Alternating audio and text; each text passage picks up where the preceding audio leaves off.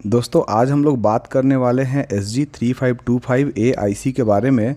और ये काफ़ी पॉपुलर आईसी है, बहुत सारे इन्वर्टर्स में या SMPS में आप इसको देख सकते हो। जनरली ये दो पैकेज में अवेलेबल है, अगर आप चाहो तो थ्रू होल वाला भी ले सकते हो या SMD वाला भी ले सकते हो। अगर आप पावर हंग्री या फिर चाहते हो कि पावर जो इफ़िशिएंट सर्किट कोई डिज़ाइन करना, तो SMD वाला मैं आपको प्रीफर करूँगा, वो वाला आप यूज़ कर सकते हो। दूसरा आता है कि इसका कंपैरिजन किया जाता है TL494 आईसी से।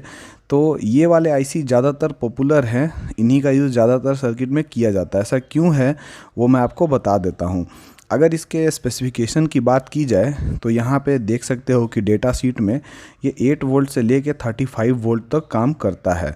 उसके बाद में इसमें एक रेफरेंस वोल्टेज भी होता है, जैसे 5.1 वोल्ट का इसमें रेफरेंस वोल्टेज है, जो कि 8 वोल्ट से 35 वोल्ट के बीच में कोई सा भी सप्लाई वोल्टेज आप यूज़ करो, लेकिन रेफरेंस वोल्टेज चेंज नहीं होता है, वो एकदम प्रिसाइज रहता है।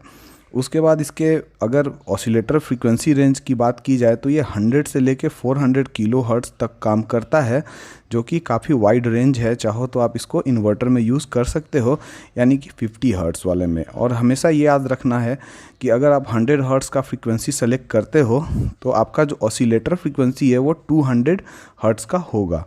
उसके बाद में यहाँ पे देखोगे कि सेपरेट ऑसिलेटर सिंक पिन है, यानी कि अगर आप चाहो तो पैरेलल में दो SG3525 आईसी का यूज़ कर सकते हो, और जो आपका ऑसिलेटर सिंक पिन है उससे दोनों का फ्रीक्वेंसी एक जैसा रहेगा। इस आईसी के डेड टाइम को हम लोग एक सिंगल रेसिस्टर के हेल्प से कंट्रोल कर सकते हैं, जो कि काफ़ी इजी टास्क है। इनपुट अंडर वोल्टेज लॉकआउट, इसका मतलब होता है कि अगर 8 वोल्ट से नीचे आप लोग सप्लाई वोल्टेज देते हो, उस कंडीशन में ये आईसी लॉकआउट मोड में चला जाएगा, यानी शट डाउन हो जाएगा, जिससे मॉसफेट जलने के चांसेस कम हो जाएंगे। Latching PWM to prevent multiple pulse, मतलब अगर आप दोनों मॉसफेट को एक साथ पल्स दे दोगे तो दोनों जो मॉसफेट हैं उसमें से कोई एक या दोनों जल सकता है। इससे प्रिवेंट करने के लिए यहाँ पे आउटपुट साइड में एक लैचिंग आईसी लगा हुआ है, जो कि दोनों मॉसफेट को एक साथ चलने नहीं देता है। उसके बाद पल्स बाय पल्स शटडाउन।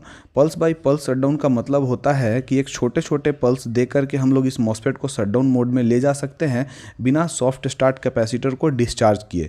क्योंकि हमें पता है कि जो सॉफ्ट स्टार्ट कैपेसिटर होता है वो स्टार्टिंग टाइम में जो एक टाइम डिले का काम करता है। मतलब अभी आईसी को जैसे ही सप्लाई दे दिए तो जो हमारा मॉसफेट है वो अचानक से ऑन ऑफ नहीं होगा, मतलब कुछ टाइमिंग के बाद होगा।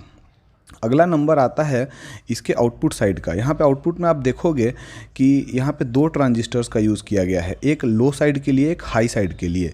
यानी कि आप देखोगे कि जो हमारा लो साइड कहने का मतलब है कि ग्राउंड साइड। तो मॉसफेट को हम लोग चार्ज और डिस्चार्ज दोनों ट्रांजिस्टर के हेल्प से कर सकते हैं, जो कि काफ़ी अच्छा फंक्शन है।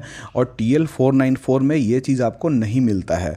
यानी ये आईसी ज़्यादातर इसीलिए यूज़ किया जाता है क्योंकि इसके अंदर आउटपुट साइड में आप देखोगे तो दो ट्रांजिस्टर्स का यूज़ किया जाता है। एक किया जाता है मॉसफेट को ऑन करने के लिए और दूसरा मॉसफेट को ऑफ़ करने के लिए। और दोनों ट्रांजिस्टर्स हैं तो मॉसफेट को बहुत ही तेज़ी से हम लोग चार्ज और डिस्चार्ज कर सकते हैं, जो कि बहुत अच्छा फंक्शन है।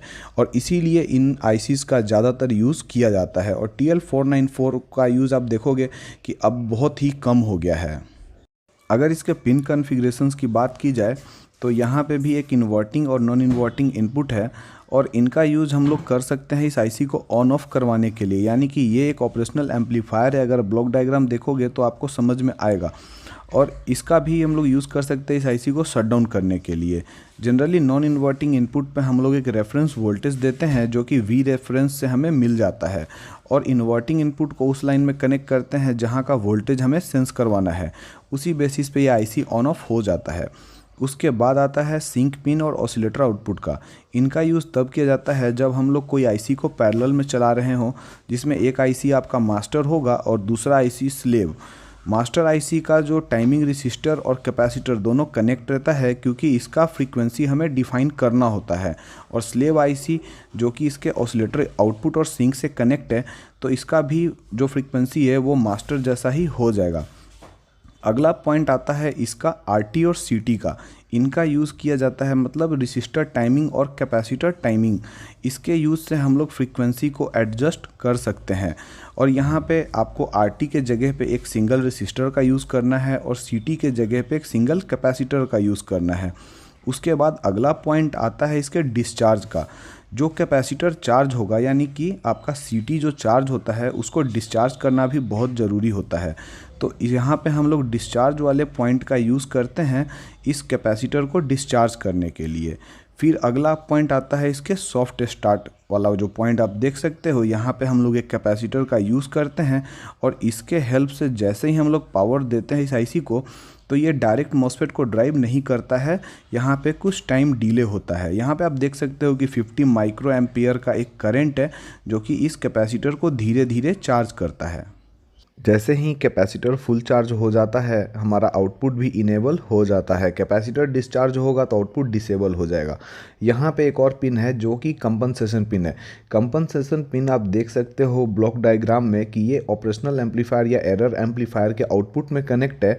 तो अगर इसका फुल वर्किंग आप जानना चाहते हो तो मेरा ऑपरेशनल एम्पलीफायर वाला वीडियो देख लीजिए, आपको मालूम चल जाएगा कि इस पिन का यूज़ क्यों किया जाता है।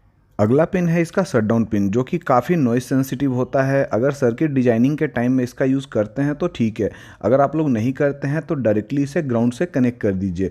यहाँ पे आप देख सकते हैं कि शटडाउन पिन के सामने एक ट्रांजिस्टर है और ये ट्रांजिस्टर हमारे सॉफ्ट स्टार्ट कैपेसिटर में भी जाता है और PWM वाला जो ऑपरेशनल एम्पलीफायर है उसके अंदर भी जाता है।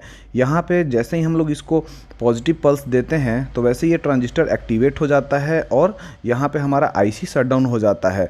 लेकिन अगर लॉन्ग टर्म के लिए हम लोग अगर यहाँ पे VCC यानी पॉजिटिव सप्लाई देते हैं उस कंडीशन में हमारा जो आईसी है वो कम्प्लीटली शटडाउन हो जाएगा और सॉफ्ट स्टार्ट मोड में चला जाएगा। तो यहाँ पे छोटे छोटे पल्स से हम लोग इसको शॉर्ट ड्यूरेशन के लिए ऑन ऑफ कर सकते हैं।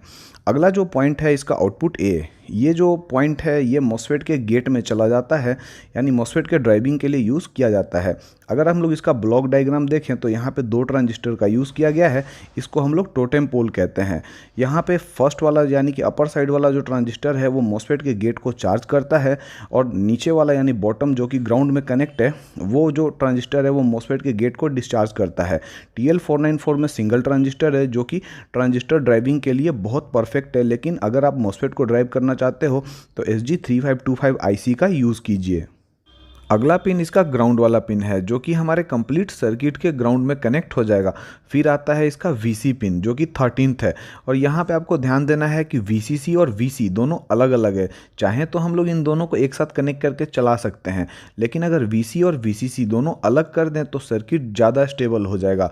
यानी आप देख सकते हो कि VC का यूज़ करते हैं हम लोग मॉसफेट को ड्राइव करने के लिए। मान लीजिए आपका लॉजिक लेवल मॉसफेट है तो VC को 5 वोल्ट दे दीजिए और VCC पे आप 12 या 13 वोल्ट दे दीजिए जो कि आईसी को ऑपरेट कराने के लिए रिस्पॉन्सिबल होता है। फिर आता है इसका वोल्टेज रेफरेंस। वोल्टेज रेफरेंस बहुत ही इंपॉर्टेंट पिन है। यहाँ पे आपको 5 वोल्ट वोल्टेज मिलता है, चाहे आप VCC 12 वोल्ट रखो, 8 वोल्ट रखो, कुछ भी रखो, लेकिन यहाँ पे आपको प्रिसीजन 5 वोल्ट मिलेगा। ये हो सकता है कि 4.8 से 5.2 वोल्ट तक का वोल्टेज हो। अगर हम इस आईसी के कैरेक्टरिस्टिक की बात करें तो यहाँ पे कुछ इंपॉर्टेंट पॉइंट है, इसको भी हम लोग डिस्कस कर लेते हैं। इस आईसी का भी कुछ लिमिटेशन होता है, जैसे सप्लाई वोल्टेज हमें 8 वोल्ट से लेके 35 वोल्ट तक रखना है। कलेक्टर सप्लाई वोल्टेज यानी कि जैसे VC के बारे में जो बात कर रहा था वो 4.5 से आपको 35 वोल्ट तक रखना है।